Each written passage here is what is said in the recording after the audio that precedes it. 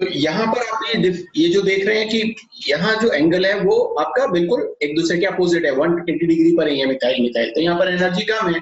जब हम इसको रोटेट करेंगे तो एनर्जी यहाँ पर बढ़ जाएगी 120 डिग्री। जब 60 डिग्री पर होगा तो उस समय एनर्जी यहाँ पर इस तरह से होगी, क्योंकि उस समय एक गॉस फॉर्म में। अब गॉस फॉर्म तो बहुत सारी हो सकती है, तो एनर्जी यहाँ से लेकर के जो भी बढ़ रही है यहाँ तक पहुंचेगी, वो सारी गॉस फॉर्म की है। उसके बाद में ये मैक्सिमम स्थिति हो जाएगी एनर्जी की। ये मैक्सिमम क्यों हो जाएगी? क्योंकि यहाँ पर आप देखोगे ये जो एंगल है वो डायहेड्रल एंगल जो है वो यहाँ पर 0 डिग्री है ना। और ये 0 डिग्री एंगल पर मिथाइल मिथाइल ग्रुप है, ये मिथाइल मिथाइल ग्रुप बिल्कुल एक दूसरे के अपोजिट डायरेक्शन में, मतलब सॉरी एक दूसरे के बिल्कुल पीछे या पास पास प्रेजेंट है, जिसकी वजह से इसकी जो स्टेबिलिटी है वो सबसे कम होगी और एनर्जी जो है वो सबसे ज्यादा होगी। तो इस तरह से आप इसको रोटेट करते रहेंगे तो इसमें जो टॉर्शनल स्ट्रेन है और जो स्टेरिक स्ट्रेन है उसकी वजह से, जैसे अभी मैं थोड़ी देर पहले आपको बता रहा था ना, स्टेरिक हिंड्रेंस इसलिए क्योंकि वो बल्की ग्रुप है CH3 तो यहाँ पर बजाय रिपल्शन के मैंने आपको बताया था कि स्ट्रेन काम में लेते हैं, तो या तो टॉर्शनल स्ट्रेन हम काम में लेंगे या फिर जो स्टेरिक स्ट्रेन है वो काम में लेंगे। ठीक है, तो ये CH3 की वजह से स्टेरिक जो स्ट्रेन है वो यहाँ पर लगता है।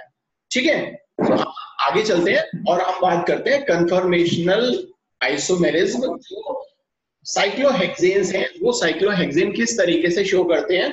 तो साइक्लोहेक्सेन में अगर आप देखो, अगर आपने साइक्लोहेक्सेन को देखा हो, पढ़ा हो, तो हम यहाँ पर थोड़ा साइक्लोहेक्सेन की बात करते हैं। तो ये जो साइक्लोहेक्सेन है, ये आपका साइक्लोहेक्सेन इस तरीके का होता है। ठीक है, अब ये बेंजीन नहीं है, क्योंकि बेंजीन में आप देखोगे कि यहाँ पर अंदर डबल बॉन्ड्स होते हैं। ये जो है यहाँ पर आप इसमें यहाँ डबल बॉन्ड लगा दोगे तो ये बेंजीन हो जाएगा। और अगर आप यहाँ पर डबल बॉन्ड्स नहीं लगाओगे तो 6 कार्बन एटम्स हैं जो एक रिंग के फॉर्म में प्रेजेंट होंगे, और इसको हम बोलेंगे साइक्लो, क्योंकि ये एक रिंग कंपाउंड है, और हेक्सेन इसलिए क्योंकि ये एक सैचुरेटेड हाइड्रोकार्बन है। तो सैचुरेटेड एलिसाइक्लिक रिंग यहाँ पर ये फॉर्म करता है, इसीलिए हम इसको साइक्लोहेक्सेन बोलते हैं। अब ये जो साइक्लोहेक्सेन है, वैसे नॉर्मली तो ये दिख रहा है कि ये प्लेनर है। प्लेनर समझते हो ना, तलीय, ठीक है ना। अगर मैं हाँ समतलीय, जैसे मैं ये मेरा फोन है और पता नहीं मुझे नहीं दिखाई दे रहा, आप लोगों को दिखाई दे रहा होगा। ठीक है, तो ये अगर मेरा फोन है तो ये बिल्कुल प्लेन है ना, और ये मेरा जो हाथ है ये भी प्लेन है ना। अब मैं इसको रख दूं तो ये मतलब स्टेबिलिटी जो है वो इसकी सबसे ज्यादा है। अगर मैं इसको इस तरीके से रखूंगा तो ये वॉइस कट कट के आ रही है, मेरी वॉइस कट कट के आ रही है। तो ये प्लानर स्ट्रक्चर जो है, हमें ऐसा लगता है देखने में कि साइक्लोहेक्सेन जो है वो प्लानर स्ट्रक्चर है, लेकिन एक्चुअली में ये प्लानर स्ट्रक्चर नहीं है। और प्लानर नहीं होने के बावजूद भी, क्योंकि जैसे मैं अभी आपको थोड़ी देर पहले भी बता रहा था कि अगर ये मेरा हाथ और मेरा ये जो मोबाइल है, ये अगर दोनों प्लानर हैं और एक दूसरे के उसमें पास में रखे हुए हैं, तो ये क्या है, स्टेबल यहाँ पर ज्यादा है। इस तरीके से मैं इसको करूंगा तो ये नीचे नहीं गिरेगा, लेकिन अगर मैं इसको इस तरह से रखूंगा तो इसको मैं रोक नहीं सकता है ना, ये अनस्टेबल है। तो यहाँ पर अगर हम साइक्लोहेक्सेन में भी बात करें तो साइक्लोहेक्सेन का स्ट्रक्चर हमें दिखने में प्लानर लगता है, लेकिन एक्चुअली में वो प्लानर स्ट्रक्चर नहीं है। और प्लानर नहीं होने के बावजूद भी ये एक स्टेबल स्ट्रक्चर शो करता है।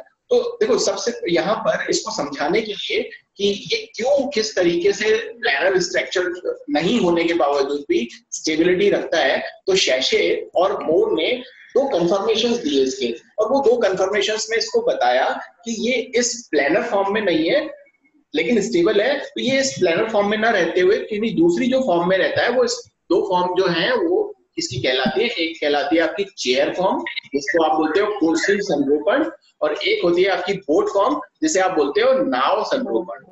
ठीक है, जिसको आपने यहाँ पर पढ़ा होगा कि चेयर फॉर्म और आपका बोट फॉर्म यहाँ पर इस साइक्लोहेक्सेन में शो होते हैं, जो शैशे एंड मोर ने आपके बताए थे। अब ये होते कैसे हैं, इसको अगर हम स्ट्रक्चरली मैं यहाँ पर ड्रॉ करूं तो देखो, कुर्सी आप सभी लोगों ने देखी है ना। तो कुर्सी आपकी किस तरीके से होती है, कुछ इस तरीके से होती है। आप सब लोग भी कुर्सी पे बैठे होंगे, या तो मैं तो बैठा हूँ, है ना। तो ये कुछ इस तरीके की होती है कि ये जो पोर्शन है, ये वाला पोर्शन है आपका जो बैक पोर्शन है, जिस पर हम अपनी जो बैक है वो लगाते हैं। ये वाला जो पोर्शन होता है, ये वो पोर्शन होता है जिस पर हम बैठते हैं। और ये वाला पोर्शन जो है, ये वो वाला पोर्शन होता है जो हमारा नीचे जो पाए होते हैं, जो जमीन पर टिके होते हैं। ठीक है ना। तो वो होते हैं। तो इस तरीके का जो कुर्सी संरूपण है या जिसे आप चेयर फॉर्म बोलते हो, सर आवाज कट रही है। एक तो इस तरीके से रहता है, ठीक है, और दूसरा किस तरीके से रहता है, दूसरा इस तरीके से रहता है कि हम इसको बोर्ड फॉर्म में अगर बनाएं, ये हमारे पास में एक फॉर्म है और ये इस तरीके से और ये इस तरीके से। तो ये देखो बोट की तरह लगता है, नाव की तरह की। नाव के अंदर यहाँ पर ये जो है ये बीच में बैठने का जो है पोजीशन होती है और यहाँ ये उठा हुआ भाग होता है और इसके जो पीछे वाला जो पोर्शन है वो भी एक अपलिफ्टेड पोर्शन होता है। ये लिफ्टेड पोर्शन जो है उसको डूबने से बचाते हैं ना, मतलब तो इस तरीके से एक बोट फॉर्म होती है। तो ये जो साइक्लोहेक्सेन है, इस साइक्लोहेक्सेन में आप देखो कि देखो ये एक कार्बन है, ये दूसरा कार्बन है, ये तीसरा कार्बन है, ये फोर्थ कार्बन है, ये फिफ्थ कार्बन है और ये सिक्स कार्बन। तो टोटल 6 ही कार्बन थे। तो यहाँ पर भी आपके 6 ही कार्बन थे, 1 2 3 4 5 और 6। तो इस तरीके से ये साइक्लोहेक्सेन एक तो ये चेयर फॉर्म में रहता है, चेयर फॉर्म, ठीक है ना। और एक ये रहता है आपका बोट फॉर्म में कि देखिए अगर यहाँ पर आप इसको 1 2 3 4 5 और 6 नाम दे दो तो ये आपका बोट फॉर्म होती है, ठीक है। तो इस तरीके से यहाँ पर ये प्रेजेंट रहता है चेयर फॉर्म और बोट फॉर्म के अंदर। अच्छा, अब एक चीज और है यहाँ पे कि ये जो पेयर ऑफ फॉर्म्स हैं, जो चेयर फॉर्म और आपका बोट फॉर्म जो यहाँ पर है, इसमें कार्बन कार्बन जो है उसके बीच में सिंगल बॉन्ड होता है। और ये जो हमने अभी 2 फॉर्म्स पढ़े थे, एक फॉर्म पढ़ा था आपका स्टैगर्ड फॉर्म और एक पढ़ा था आपका इक्लिप्स फॉर्म। तो अगर आप इसको देखोगे, इसको, ये वाली जो फॉर्म है, ये वाली फॉर्म है आपकी स्टैगर्ड फॉर्म। ये वाली फॉर्म क्या है, ये आपकी स्टैगर्ड फॉर्म है, स्टैगर्ड फॉर्म, ठीक है ना, स्टैगर्ड। और ये जो फॉर्म है ये क्या है आपकी, ये इक्लिप्स फॉर्म है, ये इक्लिप्स फॉर्म है। ये इक्लिप्स फॉर्म क्यों है और ये स्टैगर्ड फॉर्म क्यों है, तो आप इसमें देखो ये जो चेयर है इसमें ये वाला जो पोर्शन है, दिस वन और दिस वन, ये दोनों एक दूसरे के क्या है, अपोजिट पोर्शंस है। एक दूसरे के अपोजिट होने की वजह से इनमें जो रिपल्शन होगा या जो टॉर्शन होगा वो टॉर्शनल स्ट्रेन क्या होगा, सबसे मिनिमम होगा। इसी वजह से हम इसे स्टैगर्ड फॉर्म बोलते हैं क्योंकि ये एक दूसरे से बहुत दूर है। जबकि यहाँ इस फॉर्म को आप देखोगे तो इस फॉर्म में आप देखो कि इसका ये वाला पोर्शन और ये वाला पोर्शन ये जो है वो पास पास है, और ये पास पास होने की वजह से इसे हम बोलेंगे इक्लिप्स फॉर्म, ठीक है। अब देखो आप तो बोलोगे कि साहब ये तो बहुत दूर है, ये तो यहाँ से लेकर के इतनी डिस्टेंस है, ये यहाँ पर किस तरीके से आप जो रिपल्शन है या जो टॉर्शन है वो लगा सकता है। तो मैं आपको आपकी जानकारी के लिए बता देता हूँ कि मॉलिक्यूल का जो साइज होता है ना वो बहुत छोटा होता है ना। और जब मॉलिक्यूल का साइज बहुत छोटा है तो होता है, तो वहां पर आप इसकी चेयर फॉर्म और जब बोट फॉर्म आप बनाओगे तो वो इतनी छोटी होगी और वहां पर जो डिस्टेंस है वो क्या है, बहुत ही माइन्यूट सा डिस्टेंस है, ठीक है। तो इस वजह से ये जो बोट फॉर्म है उसको आप बोलोगे वो इक्लिप्स फॉर्म है, और जो चेयर फॉर्म है वो आपकी Eclipse form, sorry chair form जो है वो आपकी स्टैगर्ड फॉर्म होती है। जो बोट फॉर्म है वो ज्यादा स्टेबल है, सॉरी चेयर फॉर्म जो है वो ज्यादा स्टेबल है बजाय जो हमारे पास में बोट फॉर्म है उसके।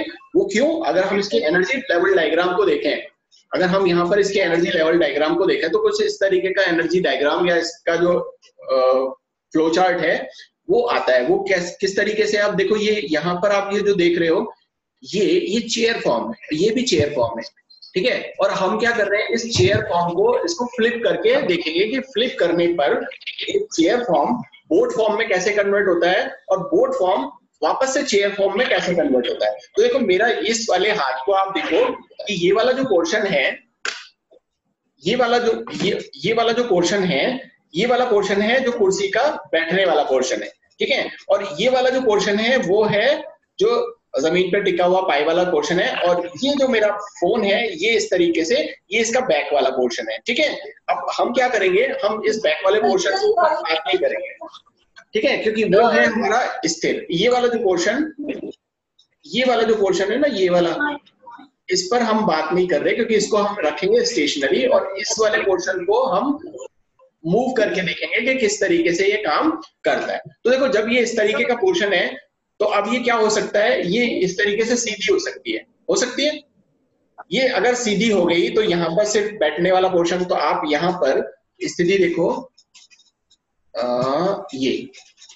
अब ये देखो ये बिल्कुल स्ट्रेट है और ये जो पोर्शन है इसको हमने हिलाया नहीं है बिल्कुल भी। ये आप इस वाले पोजीशन में भी सेम इसी तरह से देखोगे और इसमें जो नीचे पाए आ रहे हैं इसको हमने बिल्कुल स्ट्रेट कर दिया, तो यहाँ पर ये स्ट्रेट पोर्शन हो गया भाई। ठीक है, अगली पोजीशन में क्या करेंगे, जब हमने इसको यहाँ से नीचे से और ऊपर ले आए, अब इसको यहाँ से ऊपर की तरफ मूव करेंगे। तो हम ऊपर की तरफ मूव करेंगे तो ये इस तरीके से ऊपर की तरफ, सॉरी इधर नीचे, ये इस तरीके से मूव होकर के आ जाएगा। तो ये वाला पोर्शन तो ऊपर था ही पहले से, ये वाला और हो गया।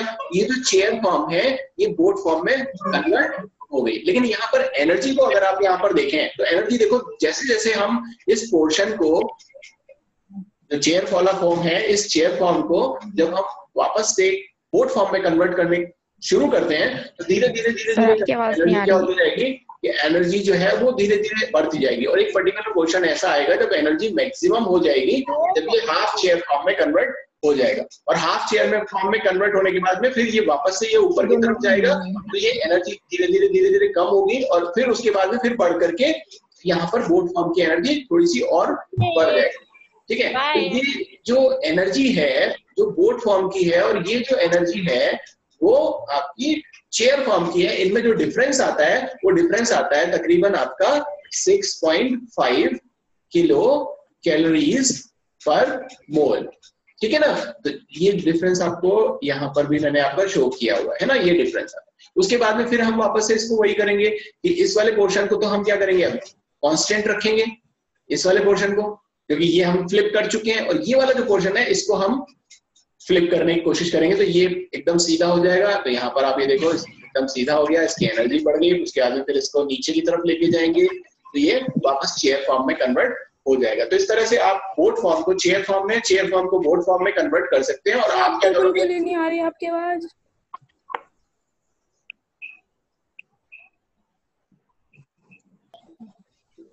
यहाँ पे मैं आपको जो बता रहा था कि ये चेयर फॉर्म जो है वो हमने यहाँ पे बोट फॉर्म में कन्वर्ट की, और बोट फॉर्म जो है फिर वापस से हमने चेयर फॉर्म में कन्वर्ट कर दी। ठीक है, अब यहाँ पर चेयर फॉर्म में आपको समझ में नहीं आएगा, मैं आपको थोड़ी सी एक और चीज बताऊंगा। यहाँ पर आप यहाँ पर ये जो बॉन्ड्स है, जो हाइड्रोजन बॉन्ड, जो हाइड्रोजन का जो बॉन्ड है, ये जो बॉन्ड है इसको आप देखो तो देखो ये वाला जो बॉन्ड आपको नजर आएगा ना, ये बिल्कुल ऐसे नजर आएगा, बिल्कुल ऐसे ऊपर जो प्लेन है उसके बिल्कुल परपेंडिकुलर।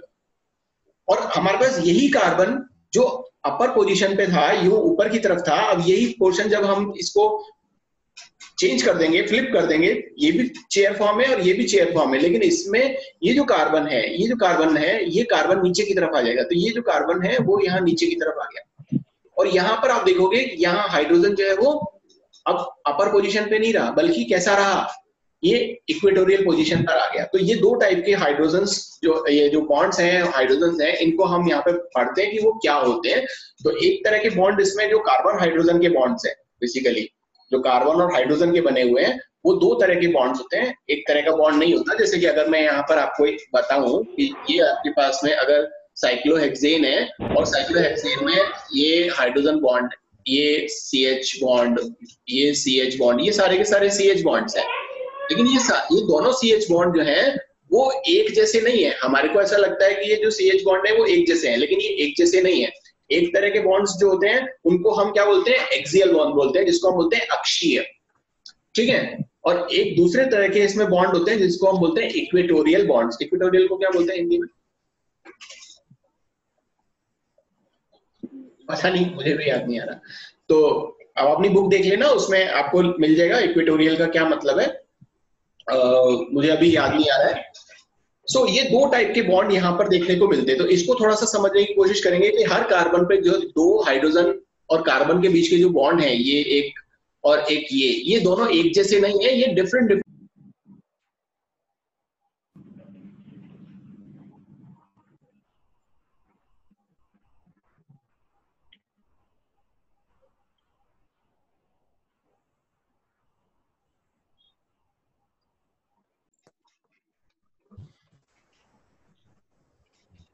मैंने अभी सर्च करा, इक्वेटोरियल को भूमध्य रेखा बोल रहा है।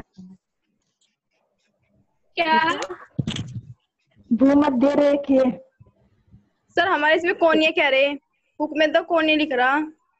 कोणीय क्या लिख रहा? कोणीय सर कोनी।